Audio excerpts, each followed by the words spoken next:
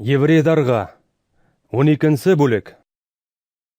Безнең тирә-ягыбызда шаһиттар шул тиклем күп, шуга күрә киләсәктә юлыбызда торган бөтен авырлыктарны, безгә сырмалып алган гынахтарны алып ташлайык һәм алда торган ярыш юлын садамлык менән югырып үтәйек.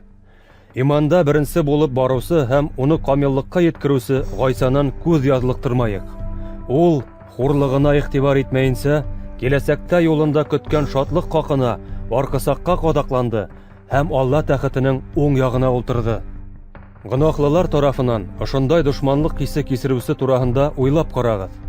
Был күңелегезне төшермәскә һәм көсегезне югалтмаска ярдәм итер. Гынахка каршы көрәшкәндә һезгә үзегезнең каныгызны түгергә туры килмәне әле. Атай кеше үз улдарына өндәшкән һымак, Алланың һезгә: «Улым минем, Раббының тәрбияһенә битараф булма, һәм ул гаебеңде күрһәткәндә күңелеңде төшермә.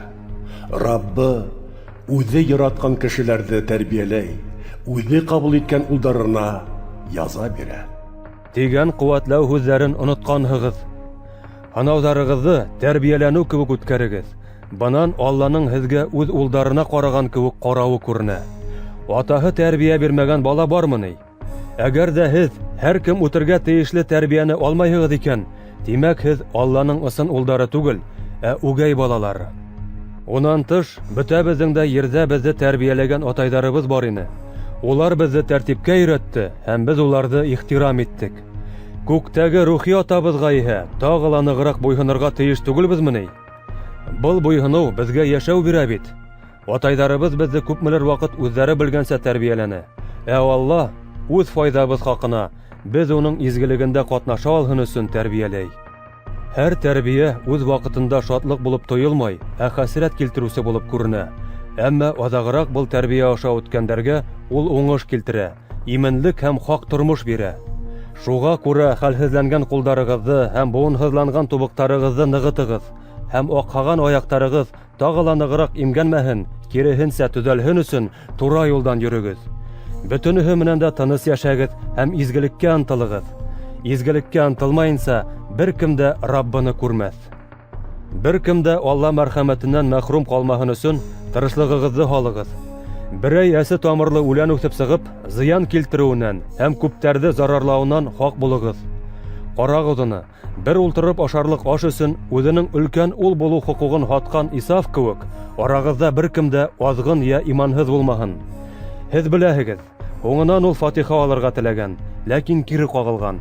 Был хаҡта күҙ йәштәре аша һораһа ла, хәл барышын бер нисек тә үҙгәртә алмаған. Һеҙ ҡағылырға мөмкин булған дөрләп янған тауға, шыр ҡараңғыға ла, дөм ҡараңғылыҡҡа ла, дауылға ла, борғо тауышына ла, һүҙҙәрҙе әйтеүсе тауышҡа ла килмәнегеҙ. Ә тауыш шундай һүҙҙәр әйтә. Уларҙы ишеткән кешеләр бүтәнсә һөйләмәүҙәрен ялбара. Был тыңлаусылар: «Был тауға хатта хайван ҡағылһа ла, ул таш менән бәреп үлтерелер» тигән әмер һүҙҙәренә түҙә алмаған.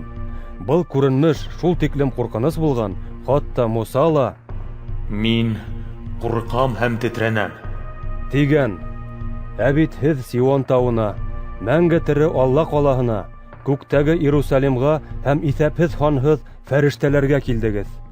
Һеҙ Алла кешеләренең исемдәре күктә яҙылып ҡуйылған беренсе тыуған балаларҙың шатлыҡлы тантаналы йыйылышына, бөтөнөһөнөң хоҡомдары булған Аллаға, камиллаштырылған тәҡуа кешеләрҙең рухтарына, яңы килешеү аралашсыһы Ғайса янына, Хабил ҡанына ҡарағанда һәйбәтерәк нәмәләр һөйләүсе Ғайсаның һирпелгән ҡаны янына килдегеҙ. Тик хаҡ булығыҙ, үҙегеҙгә һөйләүсенән ваз кисмәгеҙ. Ул ерҙә һөйләгән сағында кешеләр уны тыңламаған өсөн язаһыҙ ҡалмаған икән. Күктән тороп киҫәтеүсенән баш тартһаҡ, беҙ инде ҡатыраҡ язаға дусар буласаҡбыҙ.